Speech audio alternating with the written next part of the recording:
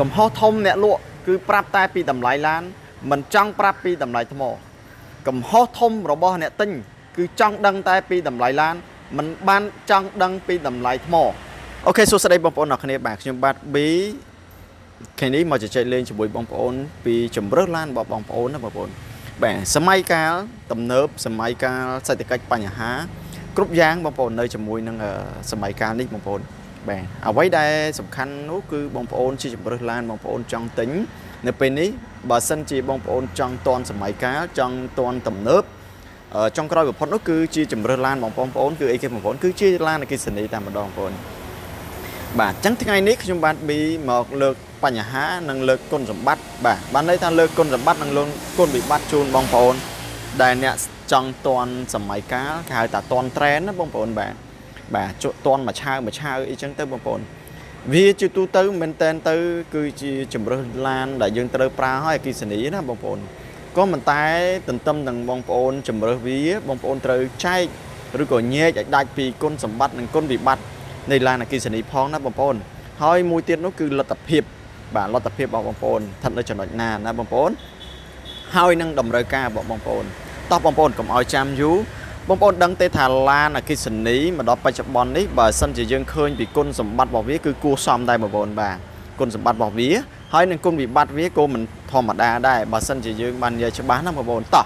បងប្អូនបើសិនជានិយាយពីគុណសម្បត្តិរបស់វានោះគឺបើសិនជាយើងស្រឡាញ់បរិស្ថានគឺអគ្គិសនីគឺបរិស្ថានល្អខ្លាំងមែនទែនបងប្អូនបាទអគ្គិសនីក៏កើតឡើងវិញគឺយើងបញ្ចូលថ្មគឺយើងអាចប្រើបានដែរបងប្អូនចូលតែថ្មចូលតែអគ្គិសនីអីចឹងទៅយើងប្រើបានហើយបងប្អូនហើយឲ្យយើងជិះទៅបំពល់បរិយាកាសបំពល់បរិស្ថានហ្នឹងគឺអត់ទេអញ្ចឹងយើងចូលរួមប្រើអគ្គិសនីឲ្យច្រើនដើម្បីរួមចំណែកការពារបរិស្ថានដែរបងប្អូនបាទមួយទៀតអីគេបងប្អូនគឺសន្សំប្រេងបាទបងប្អូនបើសិនជាយើងប្រើអគ្គិសនី100 លើ 100គឺប្រេងគឺមិនត្រូវបានយើងយកមកប្រើប្រាស់អីទេគឺយើងបញ្ចូលតែអគ្គិសនីអីធម្មតាទៅប្រើបានហើយមិនត្រឹមតែប្រេងសូម្បីប្រេងបាត់មកសុទ្ធអីទឹកអីហ្នឹងគឺមិនចាំបាច់យើងត្រូវការវាដែរបងប្អូនមួយទៀតបងប្អូនគឺការថែទាំគឺងាយស្រួលខ្លាំងមែនតើអគ្គិសនីគឺមិនចាំបាច់មើលច្រើនទេគឺមើលប្រេងបាតមើលប្រេងម៉ាស៊ីនប្រើទឹកមើលអីផ្សេងដូចជាជើងក្រោមអីហ្នឹងគឺក៏មិនសូវជាងាយខូចដូចឡានម៉ាស៊ីនដែលមានម៉ាស៊ីនសាំងញ័រតតេអធឬក៏ម៉ាសុទ្ធអីដែរបងប្អូនដោយសារតែវា smooth វាអត់ញ័រវាអត់ញាក់អីចឹងទៅវាអត់កស៊ូអីចឹងច្រើនដូចប្រភេទឡានសាំងឡានអីដែរគិសនីឡានម៉ាសុទ្ធអីដែរបងប្អូនណាបាទមួយទៀតគឺស្ងាត់គឺបានន័យថាវាទទួលបានផាសុខភាពនៅពេលដែលបងប្អូនទៅចិត្តឆ្ងាយរាប់រយគីឡូអីចឹងទៅបងប្អូនរាប់ពាន់គីឡូចឹងទៅគឺវាទទួលបានផាសុខភាពទាំងអ្នកបើកទាំងអ្នកអង្គុយខាងក្នុងហ្នឹងគឺវាអត់វាន័យថាវាស្ងាត់ណាបងប្អូនបាទវាអត់ស្ងាត់វាអត់មានសម្លេងរំខានពីម៉ាស៊ីនរោម៉ាស៊ីនញាក់ជើងម៉ាស៊ីនអីញ៉ៃទេគឺលឺតែកង់ឡានទេលឺតែកង់ឡានទេបងប្អូនបាទបងប្អូននេះគឺជាគុណសម្បត្តិរបស់វាហើយមួយទៀតបងប្អូនតន់សម័យបាទតន់សម័យណាបងប្អូនបាទពួកបងប្អូនប្រើអគ្គិសនីមុនគេអីចឹងទៅបងប្អូនបានទទួលបានការសរសើរការចង់មើលចង់ដឹងពីបងប្អូនដែលមិនទាន់បានប្រើណាបងប្អូនបាទតោះបងប្អូនទន្ទឹមនឹងមានគុណសម្បត្តិក៏វាមានគុណវិបត្តិរបស់វាដែរបងប្អូនអញ្ចឹងបើសិនជាយើងទៅទិញឡានអគ្គិសនីយើងមិនបានមើលគុណវិបត្តិរបស់វាបងប្អូនញែកតែម្ខាងចង់បានតែគុណសម្បត្តិបងប្អូនទៅមើលគុណវិបត្តិវាផងចុះគុណវិបត្តិហ្នឹងមានអីគេខ្លះបងប្អូនបាទសម្រាប់គុណវិបត្តិរបស់វាហ្នឹងគឺការប្រើប្រាស់របស់វាហ្នឹងគឺសាកថ្មរយៈពេលយូរគួរសមដែរបងប្អូនចំណាយពេលសាកថ្មបាទពីព្រឹករហូតដល់ថ្ងៃពីថ្ងៃដល់ល្ងាចអីចឹងទៅបងប្អូនត្រូវការចាយពេលហើយបើសិនជាបងប្អូនត្រូវការ super charge បាទន័យថាបញ្ចូលថ្មលឿនណាបងប្អូនត្រូវទៅ station ធំរបស់វាទៅនៅឆ្ងាយពីផ្ទះយើងកន្លះម៉ោង40នាទី1ម៉ោងអីចឹងទៅបងប្អូនត្រូវការចាយពេលក្នុងការធ្វើដំណើរទាំងទៅទាំងមក2ម៉ោងឲ្យទៅទាំងមក1ម៉ោងកន្លះ2ម៉ោងអីទៅហើយទៅអង្គុយចាំ super charge 40នាទីអី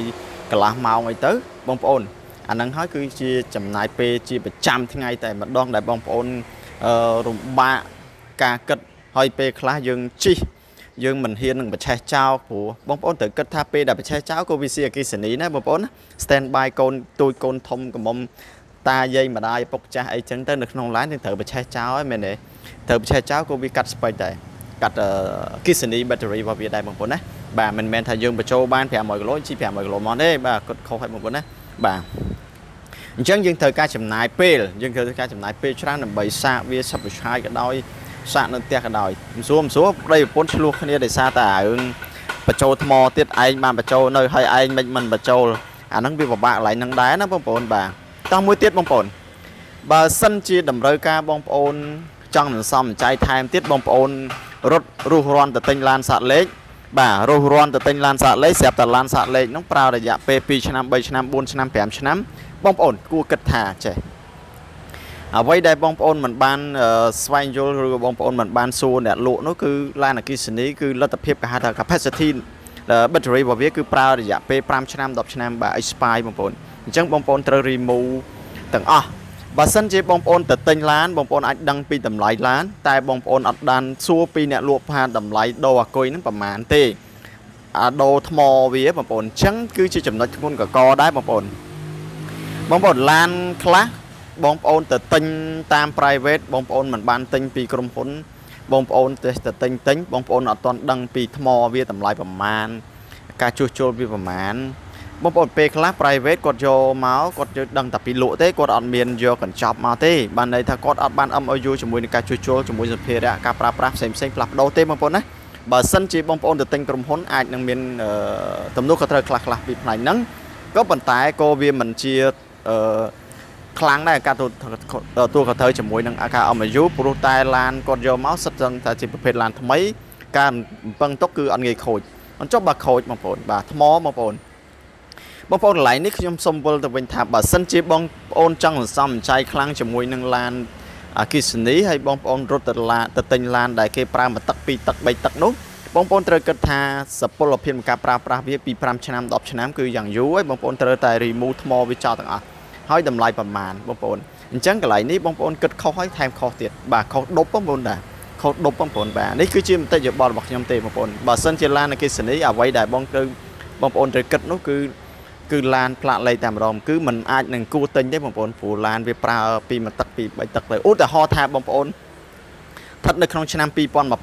បងប្អូនត្រូវការសន្សំចៃបងប្អូនទៅទិញឡានសាកលេខKissanyដែលស្ថិតនៅក្នុងឆ្នាំ2020បងប្អូនគិតថាឆ្នាំខ្ពស់មិនតែសម្រាប់ឡានKissanyគឺឆ្នាំទាបបំផុតហើយព្រោះវាប្រើរយៈពេល5ឆ្នាំហើយវារមុំនឹង expire ហាក់បីដូចជាគល់អស់ដែរបងប្អូនថ្មវាប្រើយូរទៅវាមិនបានល្អដូចឆ្នាំចុងក្រោយទេគឺវាហាក់បីដូចជាគល់អស់ហើយបញ្ចូលទៅគឺប្រើមិនបានគ្រប់ទេបងប្អូនឧទាហរណ៍ថាបងប្អូនលទ្ធភាពប្រើបាន500គីឡូបងប្អូនត្រូវកាត់ space ដល់សល់តែ300គីឡូទៅវាគិតត្រូវហើយបងប្អូនអញ្ចឹងប្រឈមនឹងការផ្លាស់ប្ដូរឬក៏ហៅថា remove ថ្មទាំងស្រុងតែម្ដងឡានសាកលេខប្រឈមមកខ្លាំងមែនតើមួយទៀតបងប្អូនការរំពឹងទុករបស់បងប្អូននៅពេលដែលបងប្អូនទិញឡានខ្លាញ់គោKissanyគឺការរំពឹងទុករបស់បងប្អូនគឺតម្លៃថ្លៃក៏ប៉ុន្តែអ្វីដែលបងប្អូនត្រូវមិនបាននឹងគិតនោះទៀតគឺលក់វិញបានថ្លៃដែរទេគឺមិនដោយការគិតរបស់បងប្អូនទេនៅពេលដែលបងប្អូនប្រើឡានKissanyទិញថ្លៃបងប្អូនត្រូវតែលក់ថោកបំផុតបាទព្រោះតែមានបងប្អូនខ្លះគាត់បានស្វែងយល់ពីថ្មការប្រើប្រាស់ពីបងប្អូនម្ចាស់ទី1 2ឆ្នាំ3ឆ្នាំ4ឆ្នាំអញ្ចឹងអ្នកបន្ទាប់ទៀតគាត់បោកឆ្នាំអញ្ចឹងតម្លៃដែលគាត់ចង់ទិញគឺมันអាចតម្លៃ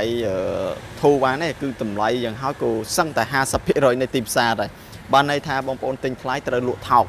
ហើយលក់ថោកហ្នឹងมันប្រកាសតែស្រួលលក់ទេបងប្អូនណាព្រោះបងប្អូនគិតថា Kissany វាប្រើវា expire ថ្មវាហាក់បីដូចជាគល់អស់វាលែងបញ្ចូលកើតទៅបងប្អូនអញ្ចឹងវាហានិភ័យដែរបងប្អូនគឺចំណាយច្រើនបើសិនជាយើងគិតថាវាសន្សំសន្សាយសន្សំចៃក៏វាហានិភ័យជាមួយនឹងការលក់ចេញវិញដែរគឺមិនស្រួលទេបងប្អូនណាបាទបានន័យថាទិញថ្លៃលក់ថោកទិញថ្លៃលក់ថោកហើយទិញថ្លៃហើយមិនដឹងលក់ឲ្យពីណាគេបន្ទាប់ពីការប្រើប្រាស់រួចបងប្អូនមើលទីផ្សារបច្ចុប្បន្នបើសិនជាបងប្អូនកលេចទៅមើលឡានខ្លាញ់គោគឺតម្លៃគួរសមរបស់គេដែរបងប្អូនតែបើសិនជាបងប្អូនកលេចទៅឡានសាលេKissanyវិញសួរតាតម្លៃខុសគ្នាប៉ុន្មានបងប្អូនសឹងគុណ2បងប្អូនតម្លៃសាលេបងប្អូនហើយបងប្អូនកុំត្រូវបានបញ្ចូលពីផ្នែក marketing របស់គេបងប្អូនត្រូវតែស្វែងយល់ដោយខ្លួនឯង ឡានអគ្គិសនីដែលជាឡានស្រាក់លេខហើយបងប្អូនមិនងាយនឹងបងប្អូនយកមកប្រើប្រាស់បានផលប្រយោជន៍ច្រើននោះទេផ្ទុយស្រឡះពីឡានខ្លាញ់គោឬក៏ឡានស្រាក់លេខប្រភេទឡានសាំងឡានម៉ាស៊ូតឡាន hybrid ដែរបងប្អូនណាបងប្អូនអាចធ្វើការផ្លាស់ប្ដូរម៉ាស៊ីនបងប្អូនអាចធ្វើការរើម៉ាស៊ីនបងប្អូនអាចផ្លាស់ប្ដូរអាគុយងាយស្រួលមែនតើជាមួយនឹងប្រភេទឡានចាក់សាំងចាក់ម៉ាស៊ូតឬក៏ប្រើ hybrid គឺផ្ទុយស្រឡះជាមួយនឹងឡានអគ្គិសនីបងប្អូនអញ្ចឹងរឿងពីរនេះគឺវាប្រច្រាស់គ្នាបងប្អូនឡានអគ្គិសនីគឺទន្ទឹមនឹងមានគុណសម្បត្តិក៏មានគុណវិបត្តិគុណកកដែរបងប្អូនណាហើយទន្ទឹមនឹងសន្សំសំចៃក៏ទន្ទឹមនឹងខ្ជះខ្ជាយគឺខាត់បងដែរពីព្រោះតែយើងតន់ត្រែនបាទតន់ត្រែនតន់សម័យកាលបងប្អូនរឿងនេះគឺវាមានតែពីរនឹងទេគឺគុណសម្បត្តិនិងគុណវិបត្តិបងប្អូនញែកឲ្យបានច្បាស់ហើយបងប្អូនមើលពីលទ្ធភាពបាទបងប្អូនមើលពីការប្រើប្រាស់បងប្អូនតម្រូវការខ្ពស់បងប្អូនជាមួយនឹងកៃអគ្គិសនីដែរទេឡានអគ្គិសនីដែរទេបើសិនជាតម្រូវការខ្ពស់ហើយបងប្អូនមានសមត្ថភាពបាទលទ្ធភាពទេបងប្អូនទៅជាវទៅមិនខុសទេព្រោះវាមានគុណសម្បត្តិនិងគុណវិបត្តិដូចគ្នាហើយអ្វីដែលខ្ញុំសូមផ្ដាំបងប្អូនស្រឡាញ់អីទិញហ្នឹងទៅបងប្អូនស្រឡាញ់ឡានសាំងទៅទិញឡានសាំងឡានអគ្គិសនីក៏ទិញអគ្គិសនី hybrid ក៏ទិញ hybrid ទៅវាមានគុណសម្បត្តិនិងគុណវិបត្តិដូចគ្នាឲ្យតែបងប្អូនដឹងពីតម្រូវការរបស់បងប្អូនផ្ទាល់ហើយនឹងលទ្ធភាពរបស់បងប្អូនផ្ទាល់អាហ្នឹងវាត្រូវហើយវាមិនខុសទេបងប្អូនណាទិញអីទិញទៅទិញតាមបេះដូងបងប្អូនទិញតាមបេះដូងហើយបើសិនជាខាតច្រើនអីចាំបងប្អូនកុំខូចបេះដូងវិញណាបាទកុំខូចចិត្តណាបងប្អូនព្រោះយើងបានន័យថាយើងទទួលយកវាហើយបាទយើងទទួលយកវាហើយយើងកុំខ្វល់ណាបងប្អូនបាទរស់នៅភាពសុខស្រួលរបស់បងប្អូនប្រសើរជាងការគៀបចិត្តជំរើសឡានដែលមិនស្រឡាញ់ណាបងប្អូនអូខេអរគុណច្រើនខ្ញុំបាទប៊ីសូមអរគុណ